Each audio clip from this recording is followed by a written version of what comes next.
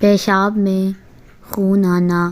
اگر آپ لوگوں کو کھانا کھانے کے بعد بڑے پیشاب میں خون آتا ہے تو اس کا مطلب یہ ہے کہ آپ لوگ بواسیر کے مرض میں مبتلا ہیں۔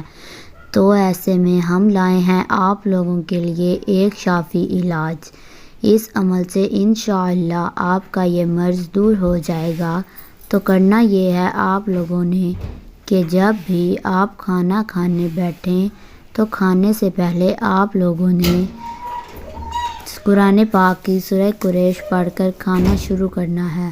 آپ لوگوں نے یہ عمل 41 روز کرنا ہے۔